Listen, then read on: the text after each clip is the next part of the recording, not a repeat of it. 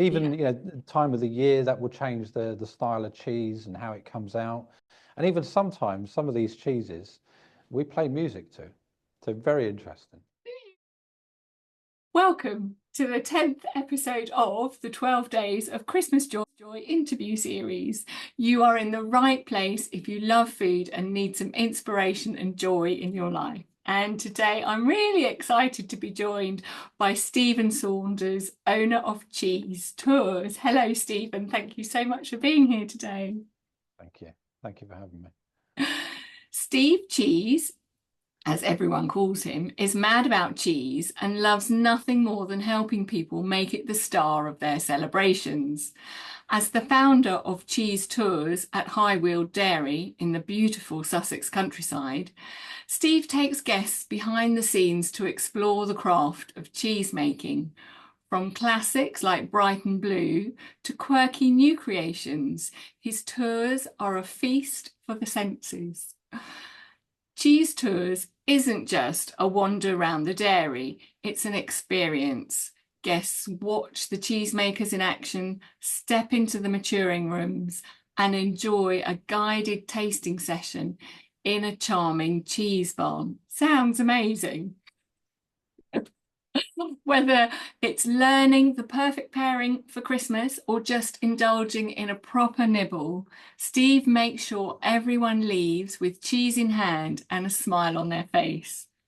When he's not knee-deep in cheese, Steve is busy mentoring others as a public speaking coach. He's helped countless people find their confidence, tell their stories, and wow their audiences.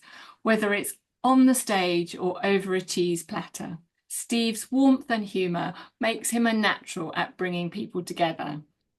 For Steve, cheese isn't just food, it's a way of life, or as he likes to say, cheese makes everything better, even Christmas jumpers. Through his tours and mentoring, SteveCheese is helping people celebrate life one delicious wedge at a time. Amazing, Steve. It's so lovely to have you here today. I'm really interested to ask you, when did you realise you had a passion for cheese? What was your first, really memorable cheese experience? Gosh. I think cheese lends itself to those festive times. And I think going through Christmas and Christmas dinners at home, all those cheese boards playing around with cheese on different foods, cauliflower cheese, those types of things. I think from a very early age, I had the bug. And throughout my life, it's always been one of those things in the background. I was kind of typically British, if that makes any sense. It was the cheddar, the Stilton, the stereotypical cheeses. Yeah, Until I took the time to actually find out what cheese was, and yeah. then I was hooked. To today we have over 1,800 different varieties across the world. I haven't tried them all, but I'm getting there. You're well on the way. Amazing. And do you remember the first time you actually made some cheese? I do. I'm very fortunate, actually. So being a bloke doesn't help with this one because indirectly, us men, we leave the milk in the fridge too long and it splits. And that's probably the first encounter I've had. Not that you would try that cheese, Becky, but the first real making of cheese would be at High Weald Dairy. And the first cheese I actually made was something called halloumi, which we're very fond of across the world. Originally a Cypriot cheese, but now brought to the UK. Probably one of the most labour-intensive cheeses to make. It saves a fortune on gym bills, that cheese, but absolutely delicious to make and goes with most foods as well. Yeah, and I imagine that making cheese is a very is quite a tactile process, isn't it? You're kind of in there, kind of almost with it, aren't you? I imagine it's quite immersive sort of experience. We're very fortunate here. We're one of the largest artisan dairies in the UK, and that's purely making by hand. And being able to feel the curd and actually put the effort into it and to be able to manipulate these things it's extraordinary. Even Yeah. the time of the year that will change the style of cheese and how it comes out. And even sometimes some of these cheeses we play music to. So very interesting. Do you really? We do. That's amazing. And I imagine maybe like the weather and the humidity and all of that sort of thing. That does that sort of filter into the cheese making processes, like affect how the cheese tastes? To a point. Mainly we're looking at the cows and where are the cows throughout the year. At the moment, being winter, the cows are on silage or a winter feed, so they're not actually on fresh grass. And we actually see the yield as a business come down at that point of the year. And there's a slight colour change, to a real fine cheese connoisseur, if you know one, Becky. And there's a slight taste difference, but in reality, in the height of the summer, you're going to get those lighter flavours and a very rich colour in the milk. And through the winter time, we'll have a slightly lighter, so almost farmier taste, if you can tell that difference throughout. So it's mainly down to the animals that are producing. We're trying our best to actually produce cheese to a recipe. But to be honest, there's only 4 ingredients to make any cheese in the world. It's just how you manipulate them. So technically, we're scientists, we're alchemists, just manipulating those ingredients. So what are those 4 ingredients? Can you share them with me? Of course. Well, these 4 ingredients we've been using for thousands of years in different varieties. So the first one we would have is milk. And technically, you can make cheese from anything that can be milk. That's as far as I'm going to go with that. We tend to use cow, goat and sheep. They are probably the best yield for producing cheese. And then with that milk, you see, we pasteurize our milk and all our cheese is vegetarian as well. But because we pasteurize, we need to add something called culture. Natural milk, raw milk, naturally has a culture in there, working its way, friendly bacteria, producing those flavors. So we will choose a certain culture to benefit the cheese itself. Probably the best name in cultures is Flora Danica. The Flora Danica means book of botany in Latin. And when that goes into the milk, we're getting that creamy, buttery taste. As you can see behind me, Brighton Blue has that culture in it. Then the third ingredient, which turns all our cheese vegetarian, is something called rennet. Now, rennet today is a category. You could use cardamom, thistle, lemon, vinegar. And we use a microbial rennet, which comes from a mushroom. And this will go in, coagulate the milk. That's where you get those curds and whey. And we don't think Little Miss Muffet was eating curds and whey. It's quite acidic, to be honest. It's probably something more like cottage cheese that she had. And then the last ingredient is there for preservative.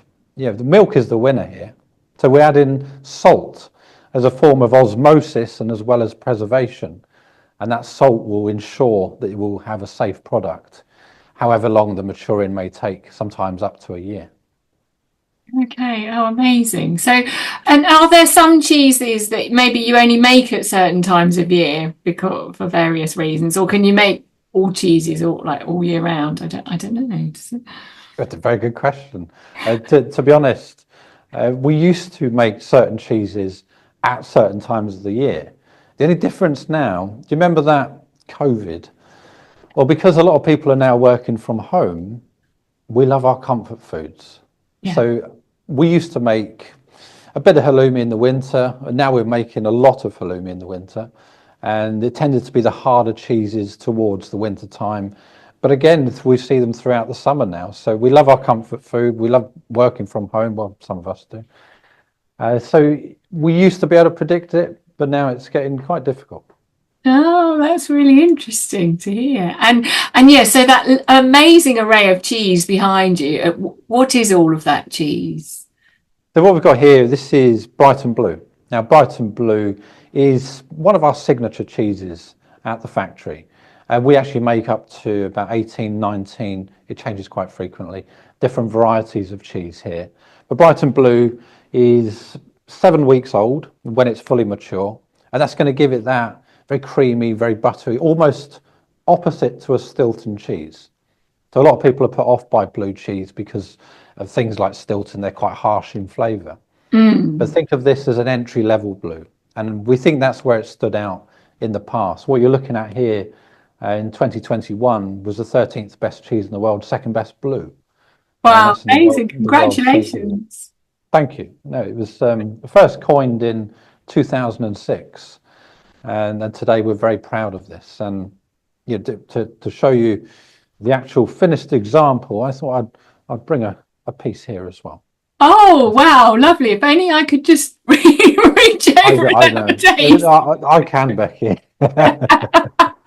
But again, one of my staples, especially at Christmas, to be on the centre of a cheese board is Brighton Blue. It goes with a lot of food. Because that was going to be one of my questions, because obviously quite a few people will want to put together a cheese board, for Christmas. What would you sort of recommend? Have you got any, good tips for us?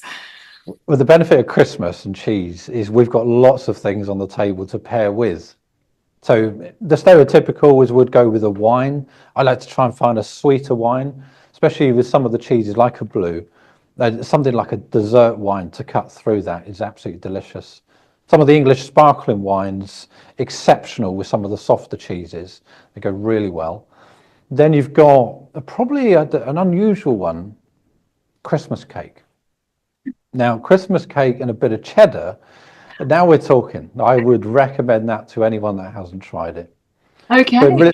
literally, there's so many different things. Always look for the sweet chutneys, and if we're putting it on top of foods, it's there as a complement as well.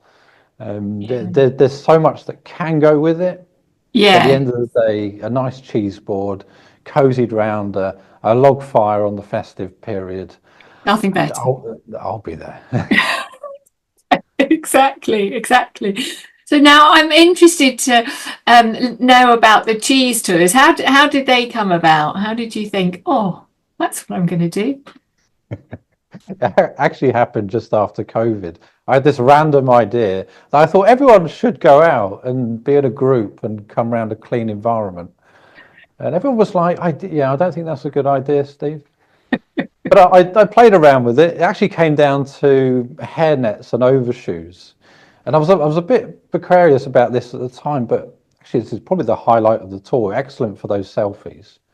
So I approached the factory and I said I'd like to set up this cheese experience to showcase what we do here in Sussex. And it was welcomed with open arms. And what I did is I created this whimsical tour that you first come around the factory, experience the different cheese making from our point of view. And Yeah. then we come into the maturing room where I am now, and you can see up to 6,000 wheels of cheese at a time, especially this time of year. Wow. And then we go upstairs, and upstairs in this barn is where we hold the cheese tasting. So I'll do a full tutored cheese tasting, and with all those cheese facts about what we're eating, what to do with them. And there's always a cheese joke out there. I'm sure you've got one, Becky. I think that's your department. Now, well, actually, so I was going to ask you a question, what's your take on how cheese was invented? Oh. If you try and research this, Becky, you're going to come up against many hurdles. The first thing when I started studying cheese was to find where did intense farming begin? Now, a lot of people think that happened in Mesopotamia, today Iraq. And a lot of people think humanity began there. Some people think Africa. But when you go back and you actually see traces of intense farming, and that would be cows, goats, sheep, etc., then you come across these pots. They're very long pots, very narrow. And you dig out the interior and we can see the actual molecular structure of cheese, which, okay, fine, fair enough. But then you dig up the locals and you analyze the bones, and 100% of the people were lactose intolerant. So why were they making cheese? Now, we think it was for children in hard times like winter times, etc., because it is one of the sole foods we can actually live off. There's a lot of benefits with cheese itself. But somebody had to still invent it. Now, my belief is that probably a pastoral nomad, someone who follows their flock for pastures new, would have been probably caught short one day out in the middle of a desert, probably thinking, I need a drink, and probably found one of their calves drinking this white liquid and was curious.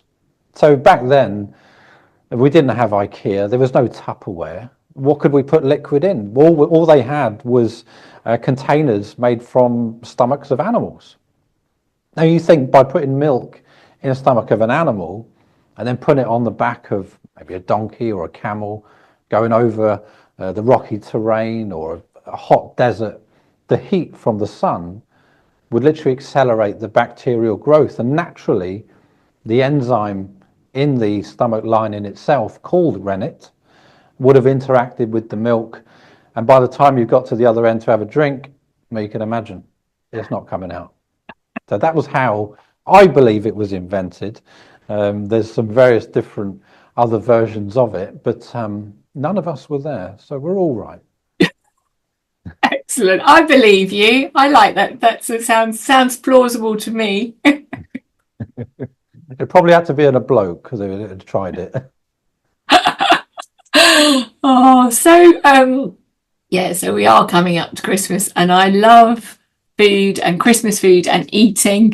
And I'm just wondering what your favorite Christmas recipe is, or Christmas food. Is it the cheese platter, or?